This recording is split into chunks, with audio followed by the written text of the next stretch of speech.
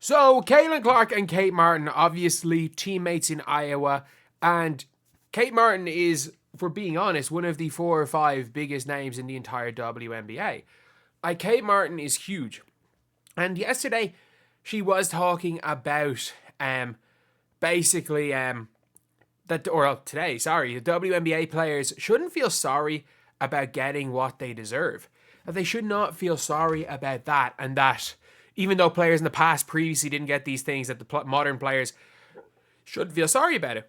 Which I stand by, I fully agree with. So let's take a listen to what she said. Make sure it is on full speed. Cool is like, I feel grateful that I've come in at the time that I have. Like, I haven't experienced, too many terrible locker rooms or practicing in a D3, gym. And at least thankfully, at least genuinely thankfully, we're not, like, the whole Aces locker room was toxic argument can end. Because let's be real, there is not one teammate of Angel Wilson that has a bad word to say about her. Like, you can dislike some of the things Angel Wilson does, but she's not a bad teammate. Like, good for you, girl.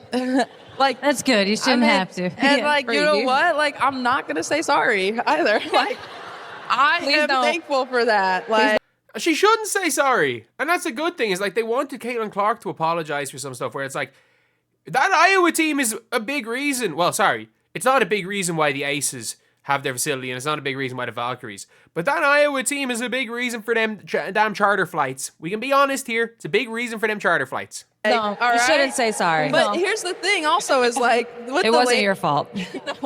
With the landscape of like how sports has changed and everything, is like people, like, we shouldn't feel sorry for like being in this space, and like we shouldn't feel sorry for like getting things that we deserve that people before us have been fighting for so long.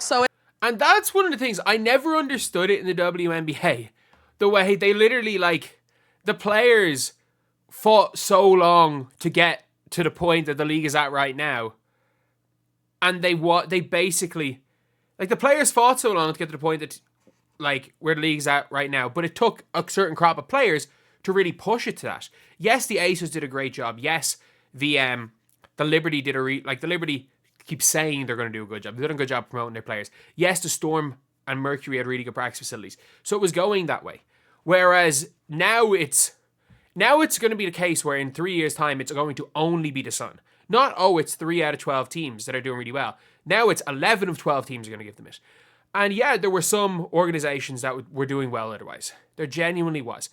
But now we're looking at a situation where if it wasn't for, you know what, there's now an Iowa team with 2 of them in the WNBA.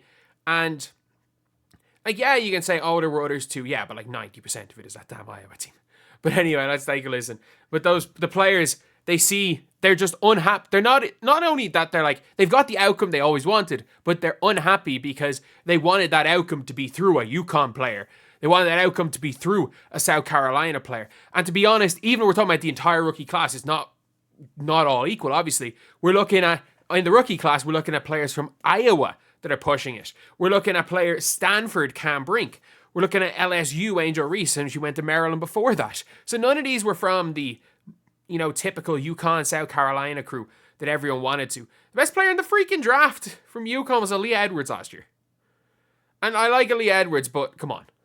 It's like, I feel grateful that I was born when I was born, and I'm here when I am, and so at the right time. But like, it's the same thing with like Caitlin turning down the 3-point shooting contest and things like that. Is like, come to the WNBA All-Star, like like all of these things, like this is great for our sport, but it's also great to like intermix, and like for us to be here, and like everything Tip said is like, we have more sponsorships, we have more opportunities, and like it's really cool to be able to showcase all of that, but also let's showcase it at WNBA All-Star too.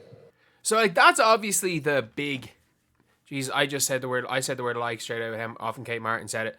People being like, she graduated college, big fan because she stopped saying like, I'm sorry, I'm 3.5 years older than Kate Martin, and I definitely say some stuff like that, and like, I've said like a bunch of times, now I'm starting to notice it. But sure, I'm about to get a master's degree. I lectured in college. I have a freaking maths degree. But let's take a look at some of the post engagement, some of the quotes. And never apologize for getting things you've worked for. And that's the thing where it's like, he wasn't handed to anyone. Kate Martin did 6 years of school. Like, she had her COVID year and she had a redshirt year. Like, she did 6 years of school and she was considering not coming back for her 6th year. And if she'd not come back for her 6th year, she's nowhere close to the W. Tell him, Kate, and where can I watch the whole thing? Love her story. You got it out of the mud. F him. Yeah, you know, I'm not gonna say that anything other than that, but I really like this interview with Kate Martin being like, well, yeah, we've got everything. Players are fighting for this. I'm not gonna apologize. Like, I'm not gonna apologize for being in a good situation, and nobody should ever have to. They almost wanted. They want Caitlin Clark to apologize for literally everything. Like, I genuinely think that the way WNBA would be, they would have wanted Caitlin Clark to have handed back her Rookie of the Year award. I'm not joking with that. Like, they genuinely, I think, with the way these people are talking, they probably would have wanted Caitlin Clark to hand back the Rookie of the Year award, refuse the Time Athlete of the Year. That was another thing that people were pushing, that she should have refused the Time Athlete of the Year, where it's like, you can never make these other people happy. So that's why I'm glad with Kate Martin. She's just like, well, I'm not apologizing for it. It's great that we have this. And also mentioning the fact that she was like, oh yeah, it's great that Caitlin turning down the NBA. And it's like, it's good that we get the opportunities, but also come to us. Like, we're the A side.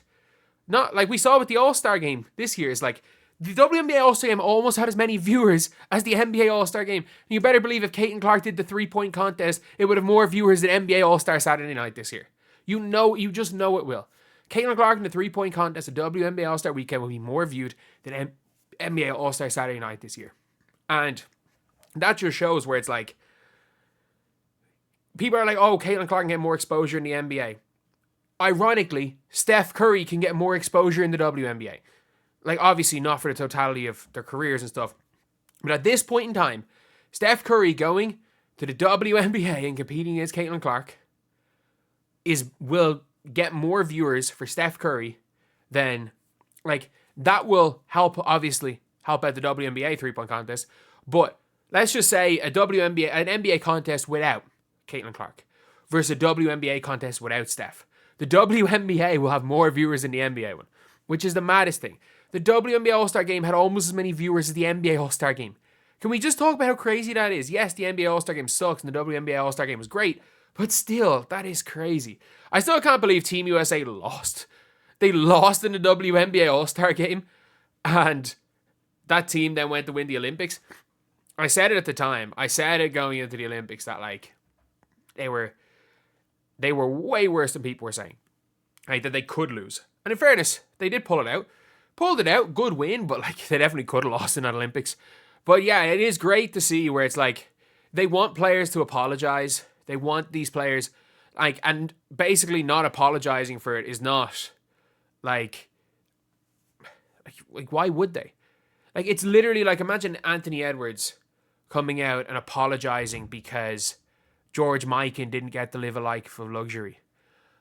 If he came, if he went out of his way to apologize because, I'm trying to think of a dunker. Maybe not Mac McClung because he's not in the NBA, but imagine if Mac McClung took his time to apologize and be like, well, my dunks are really good and I won the dunk contest, but I want to apologize because, you know, Chocolate Thunder, Darryl Dawkins was an unbelievable dunker back in the 1970s and he didn't get the credit he deserved. Like, imagine, like, if a player actually in the NBA came out and did something like that. Like, yeah, it's great. And the fact that Kate Martin said, I'm not apologizing for it, means that people have probably been pushing her to apologize. The phrase is, I'm not apologizing for that. The phrase, I'm not apologizing, would not have been in her mind unless these players were basically being asked to apologize. Because it should not be a prerequisite. It should not be an expectation that if you are better off than somebody else, than somebody in the past, that you should apologize for it. Especially when you're clearly were a major part of the growth.